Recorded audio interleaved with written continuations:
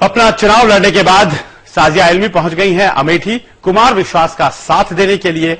और ये जो तस्वीर आपने देखी, दरअसल थाने के बाहर की तस्वीर, और मामला दर्ज कराने के लिए किस तरह से सरकारी तंत्र के अधिकारियों के साथ गुत्थम गुत्था थे। और ये अपने आप में जो मामला है आगे बढ़ेगा, ऐसा कहा जा रहा आम आदमी पार्टी के द्वारा, क्योंकि वो मानेंगे नहीं, क्योंकि मामला जान के ऊपर खतरे का है और इसीलिए बात तो आगे बढ़ेगी। अब एक सीडी की बात आपको हम बताते हैं, क्योंकि कांग्रेस लगातार कुछ सीडी के साथ सामने आ रही है। उमा भारती की एक सीडी दिखाई गई थी जिसमें उन्होंने 2005 में एक ऐसा बयान दिया था जो कि विकास पुरुष नहीं मोदी को विनाश पुरुष बताता था। और अब एक और सीडी कांग्रेस सामने लेकर आई है और ये ऐसी सीडी है कि स्वामी रामदेव की थोड़ी मुश्किलें बढ़ सकती हैं। और कांग्रेस ने इस सीडी के जरिए आरोप लगाया है कि जो लोग खुद काले धन के धंधे में शामिल हैं वही जोर जोर से काला धन लाने की बात करते हैं, कांग्रेस पर आरोप लगाते हैं, जबकि रामदेव की तरफ से सफाई दे दी गई है कि वीडियो के तथ्य जो हैं उसे कांग्रेस बड़े गलत तरीके से पेश कर रही है। पहले ये बातें सुन लीजिए, तस्वीरें देख लीजिए, फिर आपको हम कुछ बताते हैं। बड़ी बड़ी बातें करते हैं विपक्ष के लोग, अडवाणी जी, मोदी जी कि काला धन को वापस ले आएंगे, काला धन की बड़ी लोग पकड़े जाने चाहिए, उनको दंडित किया जाइए। और आप देख रहे हैं, आपने देखा, और यही जो हैं बाबा रामदेव जी और महंत चंद्रनाथ, इनके खास चेहरे थे और ये सब बातें सामने आ रही हैं।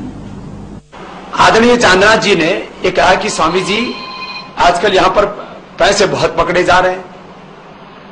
तो हमने इतनी सी बात कही, महाराज जी क्यों बिना मतलब की बावड़ी बातें कर रहे हो, किसके पैसे पकड़े जा रहे हैं, क्या हो रहा है क्या नहीं हो रहा, उसको अपने से क्या लेना देना। और एक मैं सीधा सा प्रश्न पूछता हूं, कोई भी कितना ही नादान ना समझ भी आदमी हो तो भी मीडिया के सामने कोई काले धन की बात करेगा? जो बिल्कुल नहीं करेगा। ये कहना है अगर रामदेव जी का, तो जवाब यही है कि कोई भी नहीं करेगा। दरअसल कुछ वाकया ऐसा हुआ कि प्रेस कॉन्फ्रेंस शुरू होने वाली है, सारे माइक्स रख दिए गए हैं और इस बीच नादान तरीके से सहयोगी जो बाबा रामदेव के थे, कैंडिडेट हैं, उन्होंने कुछ सवाल इस तरह के कर दिए और उस सवाल के जवाब में जो बाबा रामदेव ने कहा उसने गलतफहमी को भी पैदा कर दिया और इस बात का फायदा उठा लिया गया कांग्रेस के द्वारा। अब ये किस तरह से आने वाले दिनों में फैलता है देखना पड़ेगा, क्योंकि चुनाव आयोग तक शिकायत पहुंचा चुकी है कांग्रेस बाबा रामदेव की। और लगातार इस तरह से अपने आप को और ज्यादा आक्रामक बनाते हुए कांग्रेस ने चुनावी समर के अंत आते आते तक नरेंद्र मोदी के खिलाफ कोई भी मौका नहीं छोड़ते हुए नया आरोप लगाया है और कहा है कि कपिल सिब्बल की तरफ से यह बात कही गई है और कहा है कि काले धन पर हंगामा करने वाले मोदी की छत्र छाया में गुजरात में अवैध शराब का काला कारोबार भी चला रहे हैं और मोदी जी उस पर दरअसल कोई ध्यान नहीं दे रहे हैं, क्योंकि उन्हें दरअसल इस अवैध काले धंधे से पैसे प्राप्त होते हैं और वो पैसे उनके प्रचार में लगते हैं। गुजरात में जो एक्साइज का जो नुकसान हो रहा है अवैध शराब की वजह से, वो लगभग 3000 करोड़ सालाना है। 3000 करोड़ सालाना अवैध जो एक्साइज का नुकसान है अवैध शराब की वजह से।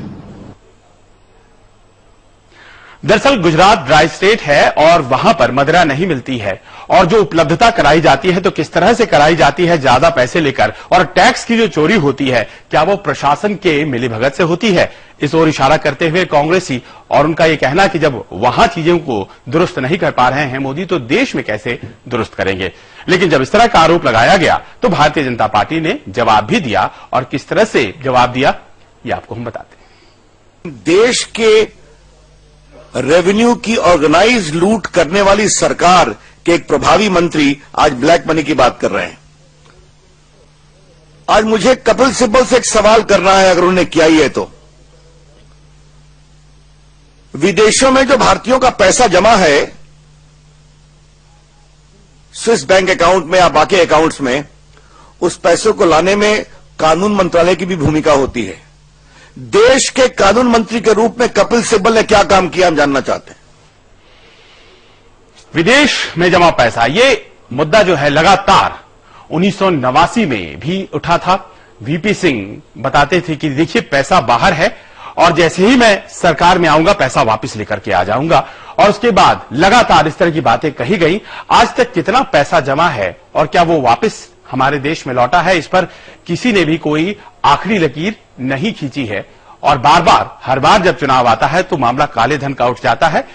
लेकिन यह भी कहा जाता है कि एक समानांतर अर्थव्यवस्था काले धन की हमारे देश में चल रही है, और कुछ लोग तो यह भी कह गए थे कि जो आर्थिक मंदी आई थी कुछ साल पहले, वो दरअसल भारत को इस वास्ते भी नहीं प्रभावित कर पाई थी क्योंकि एक समानांतर अर्थव्यवस्था काले धन की हमारे देश में चल रही थी। चलिए, बहस तो इस बारे में भी चलती रहेगी, लेकिन ये पता कर लेते हैं कि आखिर नरेंद्र मोदी आज जब प्रचार कर रहे थे तो कहां थे और क्या कहा उन्होंने। नरेंद्र मोदी आज उत्तर प्रदेश में थे, इटावा में रैली की, मध्य प्रदेश में भी रैली की, बैतूल में, और रैली में मोदी जी ने कांग्रेस के साथ साथ राज्य की समाजवादी पार्टी सरकार पर भी जमकर निशाना साधा और आरोप लगाया गया कि यहां के नेताओं को इंसान की नहीं, हाथी और शेर की चिंता ज्यादा रहती है।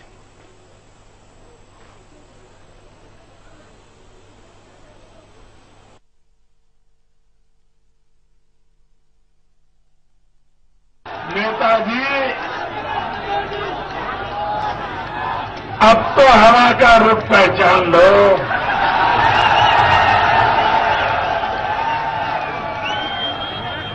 लेकिन हमारे नेताजी का एक प्रॉब्लम है।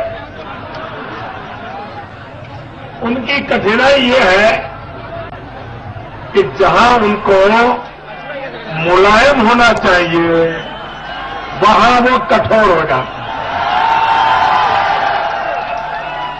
जहां उनको कठोर होना चाहिए वहां वो मुलायम हो जाते हैं।